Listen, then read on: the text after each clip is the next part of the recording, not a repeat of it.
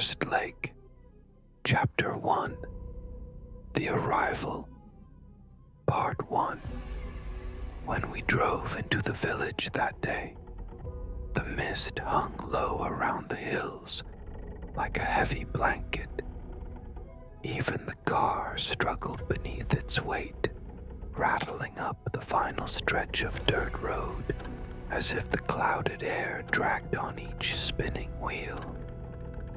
At the hill's crest, we paused, surveying what we took to be our new life together.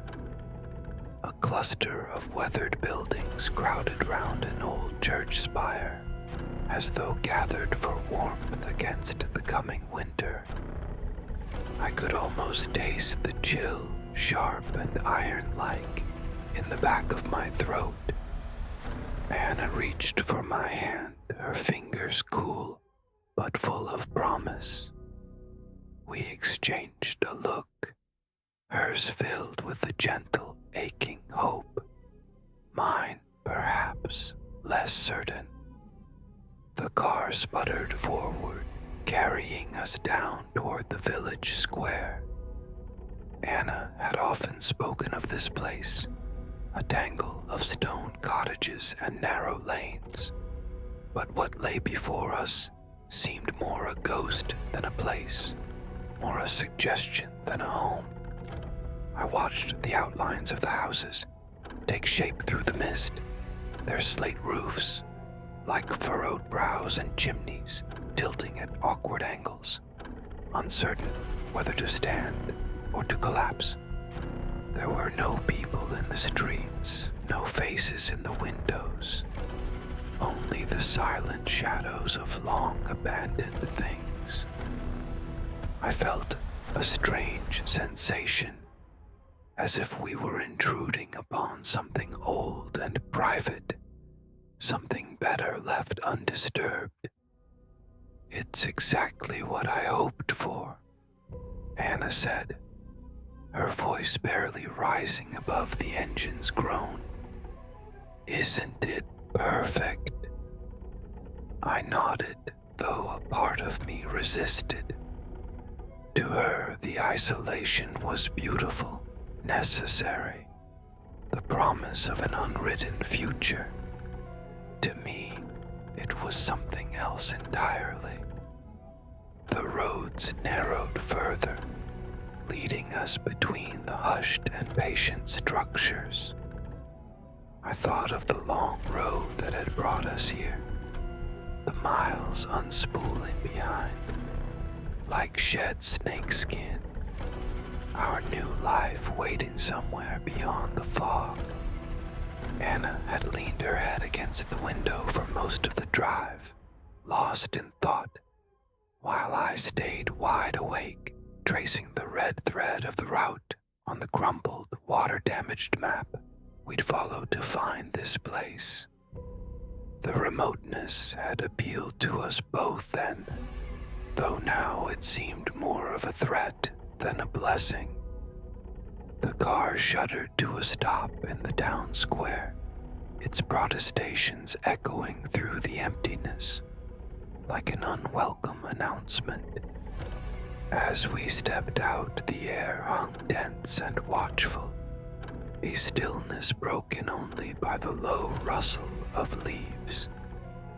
Anna slipped her arm through mine, and we surveyed our surroundings in silence. The church spire loomed at the far end of the square, bent toward the earth as if in sorrow or prayer. I felt Anna lean closer, her warmth a small consolation against the numbing expanse. "They're staring," she whispered, nodding toward a group of villagers who'd emerged from nowhere, ghostly shapes moving behind a curtain of mist. They stopped in their tracks when they saw us, some turning quickly away, others lingering long enough to exchange a look or a hurried word.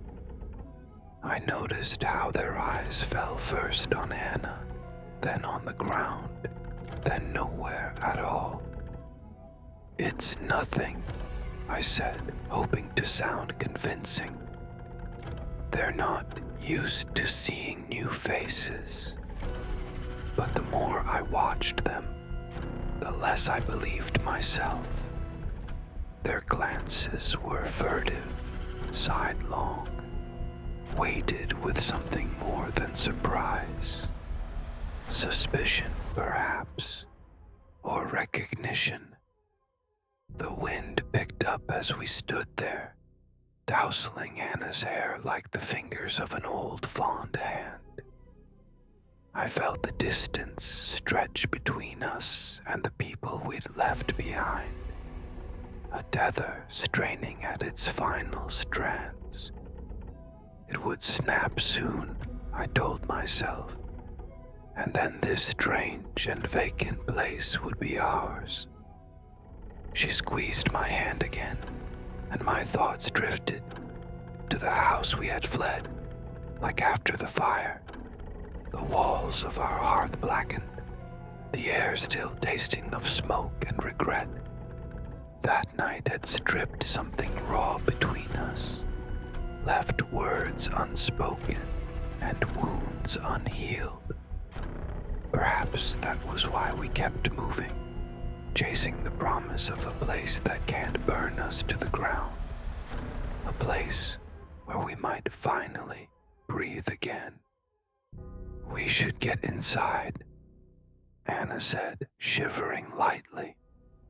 "There's time enough to meet everyone later." She nodded toward the low, ivy-cloaked cottage at the edge of the square, the place the innkeeper had described in her brief, almost reluctant directions. Its narrow door stood slightly ajar, as if expecting us, a thin thread of smoke curling from the crooked chimney above. I watched the villagers disperse, each one swallowed by a low-slung door or a curtain-draped window. The town square emptied as quickly as it had filled, leaving behind only the echo of our presence. We were strangers here, outsiders. The silence made it plain. Mrs. Evelyn Blackwood, who ran the village's only inn, a dim little place called the Misted Swan, greeted us with a forced politeness that bordered on reluctant courtesy. Her hands were large and soft and kept busy, smoothing her apron as she ushered us inside. I noticed how she never looked us in the eye, always past us or around us or through us, as though we were too bright or too dim to see.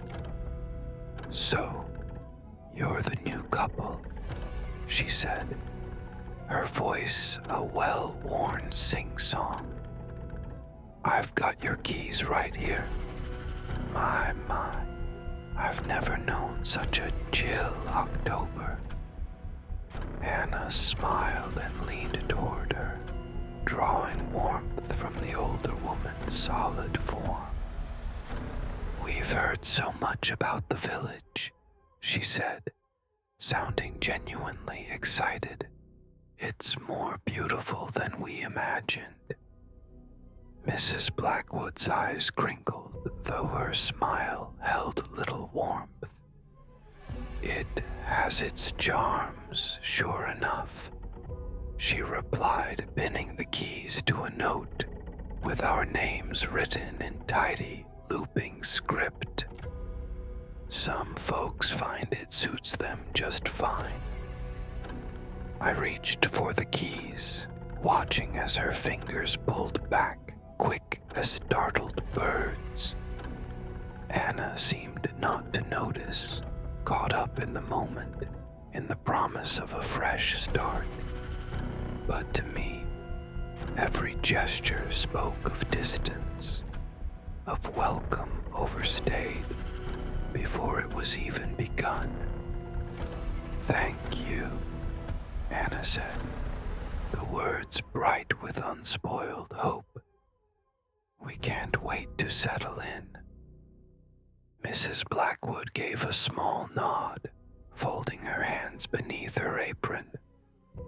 "It's the last cottage on the eastern lane, just past the old chapel ruins," she said, her voice softening slightly. "There's a willow by the gate, leans almost sideways into the road. You'll know it when you see it. Best take the car down. The path's rough, and it'll be darker soon." She paused as if weighing whether to say more, then added, "The fog settles deep near the lake at night. Hard to keep your bearings if you don't know the turns." Her eyes didn't quite meet ours as she smoothed her apron once again, pressing out creases that weren't there. I watched the innkeeper's reaction, searching for a crack in her veneer, a hint of real sentiment. Instead, she offered a perfunctory nod, an awkward pause. "Well, I expect you'll be wanting to get comfortable after such a drive," she said at last. "And the mist's coming down. Thick as porridge, my gran always said." Outside, the world waited with its arms crossed and its mouth drawn. I sensed the windows watching us as we walked back to the car, sensed the village holding its breath as we loaded our things, and took a moment to consider the threshold we were crossing. "Aren't you happy?" Anna asked, tilting her face to catch the breeze. Her eyes, like pools, dared me to disturb them. "Of course I am," I replied, knowing it was half true. "I just need a little time." The car groaned to life, wheezing like a small, frail thing caught in the web of our intent. We climbed back inside, the keys cold in my hand, and turned down the narrow lane the innkeeper had described. The road twisted between sagging fences and leaning trees, the mist thickening as we moved deeper into the village's quiet heart. I turned my gaze to the haze ahead, to the ancient lake that lay somewhere beneath it, to the future unfurling before us like a prayer or a curse.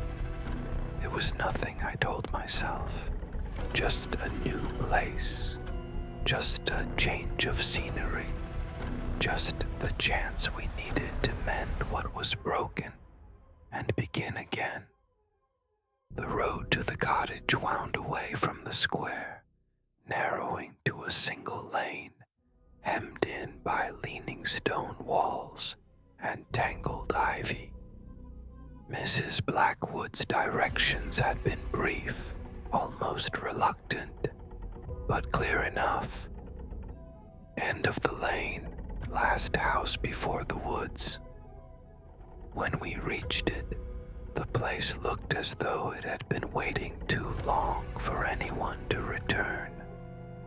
The low, ivy-draped cottage leaned slightly toward the lake, its crooked chimney exhaling a thin thread of smoke into the mist.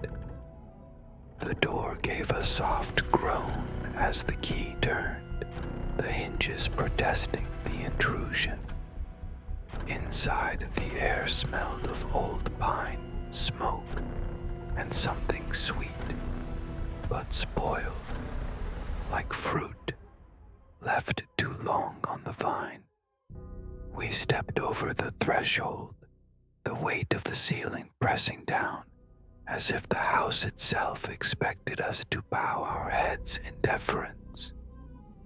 There was a heaviness to the place, a feeling that we were stepping into a story already in progress, already finished, already ours. The low beams stooped us beneath their weight, wrapping us in their shadowed embrace. Anna turned to me, eyes bright with expectation, and I managed a smile, though something in my chest felt tight and brittle, as if it might snap beneath the strain.